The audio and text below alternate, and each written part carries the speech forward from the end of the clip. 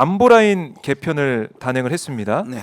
김용현 경호처장을 신임 국방장관 후보자로 지명을 했고 신원식 국방부 장관을 국가안보실장에 또 이제 데리고 왔고 장호진 경호 이 안보실장을 장호진 안보실장 원래 안보실장을 외교안보 특별보좌관으로 지명을 했습니다. 전격적인 안보라인 교체 네. 어떻게 평가하십니까? 뭐 조금 더 두고 봐야 되고 저도 이제 근데 이제 다 침묵하고 있는데요. 네, 굉장히 급작스럽고 그다음에 어떻게 보면 장호진 안보실장 얼마 되지 않았지 않습니까 지금? 그렇죠. 사실 그리고 몇 개월 안 됐죠. 예. 외교안보 특보로 내려갔다고 임명했다고 하지만 제가 보기엔 거의 좌천의 성격으로 봅니다. 왜냐하면 그래요? 보시면 이전에 문재인 정부 때 외교안보 특보가 누구였습니까? 문정인 교수. 아 맞아요, 문정인 교수였죠. 그냥 그 일은 실질적으로 보자는 특별보좌관은 상설직이 아니지 않습니까? 그리고 그렇죠. 실제로 제가 알기로는 근무지가 어떻게 될지 모르겠지만 근무지가 그때 청와대 밖에 있었습니다. 용산 바뀔 수도 있습니다. 그거는 뭐 어떻게 될지 잘 밀려났다 결국. 저는 좌천이라고 생각합니다. 네. 그러면 이거를 아까 제가 말씀드린 문맥에서 추정하자면 이건 제 추정입니다. 제 예. 의견입니다. 왜냐하면 전 아직까지 증거는 없습니다만 음. 추론할 수 있는 문제가 뭐냐 하면 외교부가 지금 사도광산에도 외교부가 직접 협상에 갔다든지 외교부는 지금 이재정 의원이 문의했을 때 그러니까 다시 말해서 네. 이 등재하고 난 다음에 이게 성과라고 왜 대통령실에서 뭐라고 얘기했냐면 안보실 1차장 김태현은 뭐라고 얘기했냐면 이거는 잘 읽어보면 우리가 강제동원이 적시됐다고 성과라고 얘기했습니다. 네. 그러니까 우리가 일본을 설득시켜서 일본이 군함도 때는 못했던 이것을 했다고 했잖아요. 예. 거기에 대해서 저 김태효가 직접 발표했는지 아니면 하여튼 대통령실 발표는 그랬습니다. 그런데 외교부는 뭐냐 하면 일본한테 요구했지만 일본이 거절했다. 맞아요. 그럼 이 둘은 뭡니까? 틀린 사실이 지금 틀린 겁니다. 대통령실은 협상을 해서 얻어냈다고 얘기했고 네. 외교부는 우리가 협상을 해서 일본이 안 받아들였다고 했습니다. 협상이 졌다는 말입니다. 그러면 뭐냐? 외교와 대통령실이 지금 의견이 다르다는 얘기입니다. 그렇죠? 그렇네요. 그리고 제가 오늘 네. 저기 외통위에 말할 텐데요. 아하. 외교부는 약간 이 부분에 대해서 침묵하고 있고 조태일 장관이 이 부분에 대해서 얘기를 안 하고 있습니다. 사도광산 얘기한 거 들었습니다. 못 들었어요. 저. 못 들었잖아요. 네. 그러니까 이걸 외교부 안에 누군가가 주도를 하지만 그거는 대통령실의 하명을 받고 이 부분을 주도했다고 저는 보여집니다. 아. 그렇게 보면 예. 이 전체도 여전히 지금 지금 장호진 네. 또 외교부 커리어 평생 외교관을 지낸 분입니다.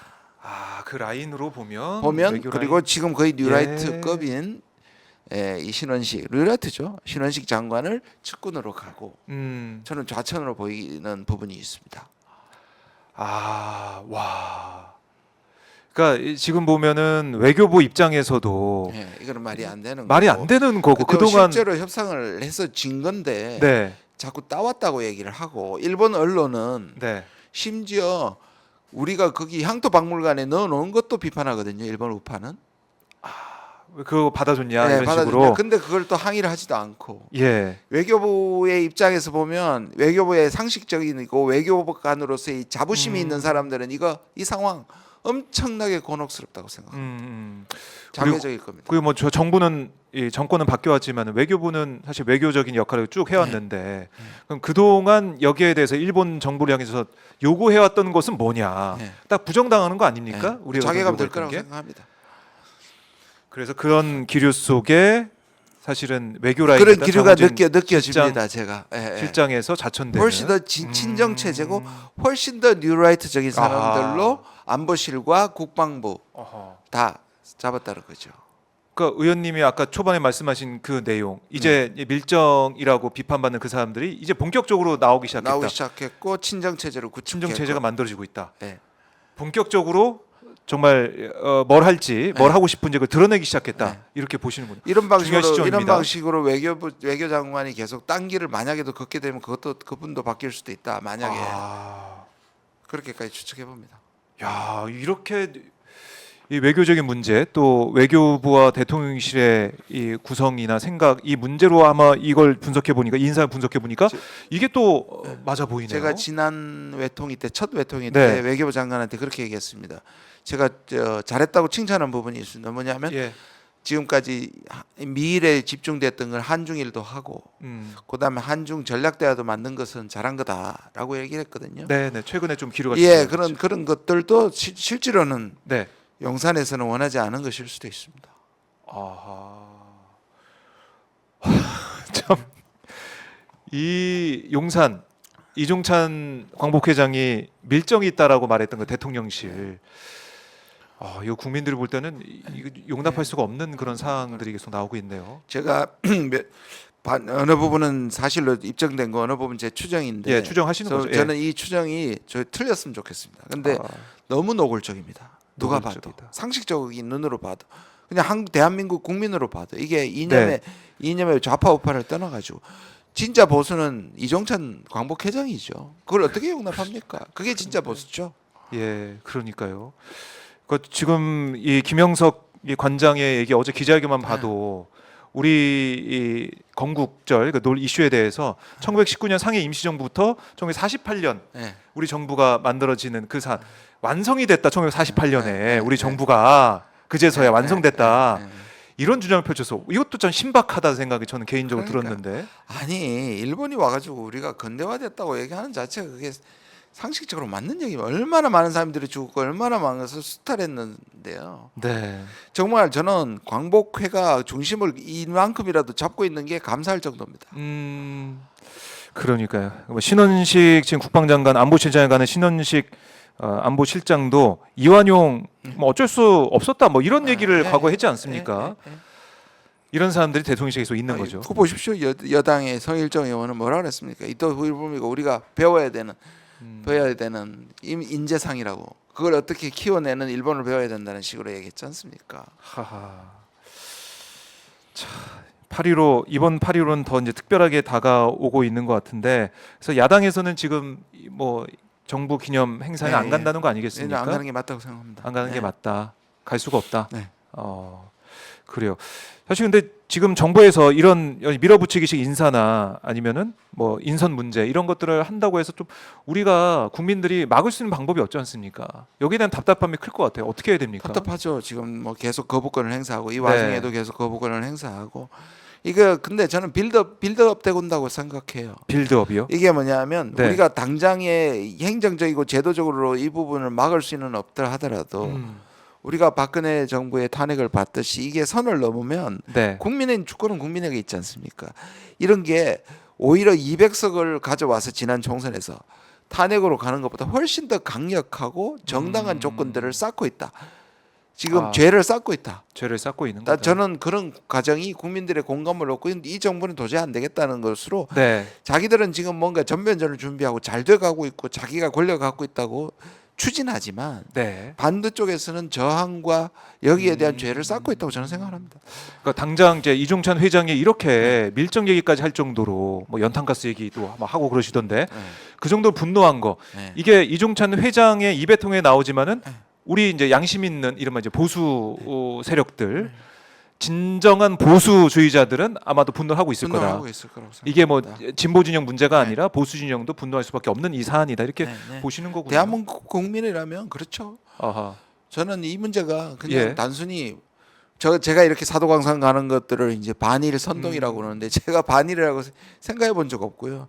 저도 사실 일본하고 잘 지내야 하고요. 그러나 오히려 역사를 바로 하고 문재인 정부 때는 이렇게 얘기한 거거든요. 역사 문제가 예민하면 그냥 두자. 아하. 예민한 건 향후에 계속 그렇죠. 해결하자. 이거를 우리가 문제 없었다고 얘기하는 거는 완전히 잘못된 접근이죠. 역사 왜곡에 우리가 앞장서는 겁니다. 그렇죠. 그거는 과거 문제는 계속해서 우리가 우리 목소리를 내면서 지금 잘못 알려진 게요.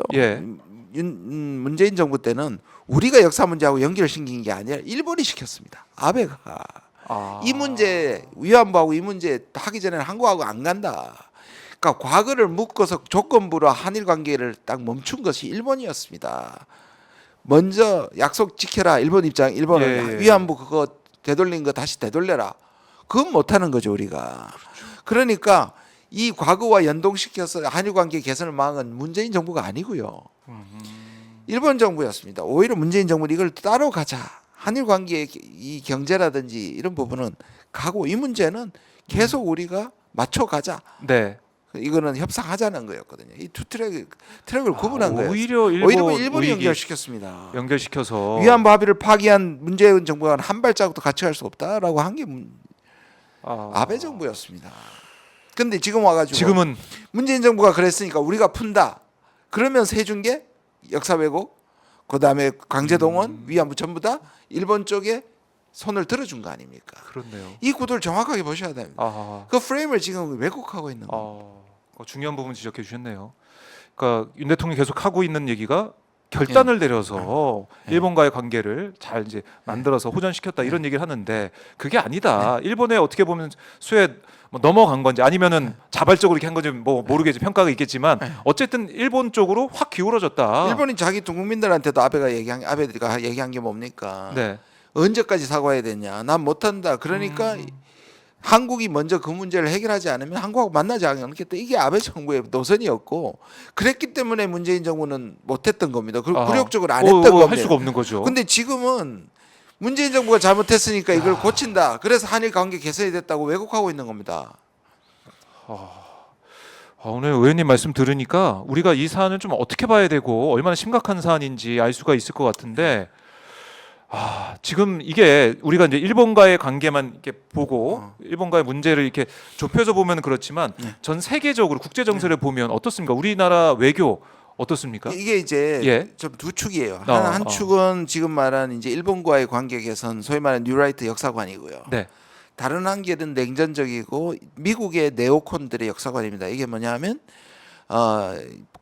국제 사회를 흑과 백, 적과 아군, 자유주의 진영과 권위주의 진영. 네. 이게 이제 소위 말하는 가치 외교, 이념 외교거든요. 이게 뭡니까? 결국 과거의 냉전이죠. 그렇죠. 그럼 이 냉전이 이것도 살짝 왜곡시킵니다. 그럼 이렇게 얘기합니다. 대통령 어디를 갈 때마다 자유민주주의, 인권 다 맞는 말이에요. 우리가 그걸 추구하고 있는데 추호도 의심이 없습니다. 저도 그렇습니다. 민주주의 그렇죠? 인권, 민주주의, 자유. 예. 그런데 외교는 우리가 이걸 추구하는 것과 이걸 제대로 추구하지 않는 나라와는 적이 되는 것과는 다릅니다. 무슨 말씀이냐면 중국이라든지 러시아라든지 북한이 네. 우리가 추구하는 걸 추구하지 않지만 지금 정부의 방법은 이들과 전쟁을 벌이거나 외교 관계가 파탄나는 거란 말이에요. 그건 두 가지를 구별해야 되는데 진보한테 정부는 그러면 당신은 자유를 부정하느냐, 인권을 부정하느냐, 민주주의를 아닙니다 절대로. 세계적으로 우리 수준의 자유와 인권, 민주주의를 가진 나라가 50여 개밖에 안 됩니다. 그러면 나머지 200개 국가하고는 외교 안 한다는 말입니까? 그러니까 외교는 국기 실용주의로 가고 똑같습니다. 아까 일본하고도. 네. 되는 부분은 그들하고 우리가 러시아도 관리를 해야 되고 북한도 관리해야 되고 중국도 관리해야 되는 거잖아요. 그렇죠. 그게 그들과 외교하는 게 왜 우리가 그 자유와 인권과 민주주의를 부정하는 겁니까? 아니, 그거는 계속해서 우리는 인정하고 그 가치를 최고로 한다라고 얘기하면서 실용적으로 얻을 건 없고 외교를 해야 되는데 미국의 가치 외교를 얘기하는 사람들의 기본이 바로 네오콘들입니다. 선멸해야 되고 정권을 교체해야 되고 네. 이게 레이건이나 아들 부시나 지금까지 이어져 오는 거고 지금도 미국은 러시아와 중국은 타도해야 될 사안이란 말이에요. 근데 우리가 그 제일 전방에 있잖아요. 그렇죠. 그들 나라와 제일 전방이잖아요. 그러니까 아까 말한 이 역사의 문제와 네. 안보의 문제에 있어서 우리는 북한과 중국과 러시아와 적대 관계가 되고 한미일에서 최전방에서 대륙을 막아내는 또 다른 전위대가 되고 있는 거예요. 그러니까 우리 국익은 전혀 생각 안 하고 있는 생각 안 하고 상황이죠. 우리가 지금 행동대원으로 네. 이들 국가와 적대감이 되는 거예요. 참 여러 가지로 외교 문제는 계속해서 짚어봐야 되는데 그렇게 보는 사람이 예. 지금 국방장관과 안보실장으로 갔잖아요. 아하. 한미일 동맹으로 동맹이란 말을 안 쓰면서도 한미일을 네. 역진하지 않게 만들겠다고 지난 28일에 일본에 가가지고 한미일 협약에 각서를 쓰고 온 각서에 합의하고 온 사람이 지금 안보실장으로 갔잖아요. 그렇네요. 그럼 뭘 얘기를 하는 겁니까? 지금 제가 말씀드린 게 다 기본적으로 지금 그런 전체 구도로 움직이고 있는 거예요. 네. 숭일과 동시에 한미일 안보라는 냉전적 세계관으로 보고 있는 겁니다. 지금. 그러니까 뭐 지난번에 신원식 장관이 일본에 가가지고 28일입니다. 자위대와의 뭐 협력도 한다 뭐 한다고 이런 얘기. 얘기도 해서 이 여기에 대해서 한미일이 많이 정권이 놀랐어요. 바뀌어도 한미일의 협력은 되돌릴 수 없게 만든다는 망언을 하고 왔습니다. 와, 이것도 똑같습니다. 일본하고 우리가 부분적으로 협력할 수 있어요. 근데 동맹은 아니죠. 우리가 우리의 영토를 그럼요. 독도를 독도를 계속해서- 얘기하고 과거를 이런 식으로 얘기하는 일본과 네, 동맹은 안 되죠. 근데 말은 동맹을 안 하면서 실질적으로는 동맹으로 가고 있지 않습니까? 실제로 가고 있다.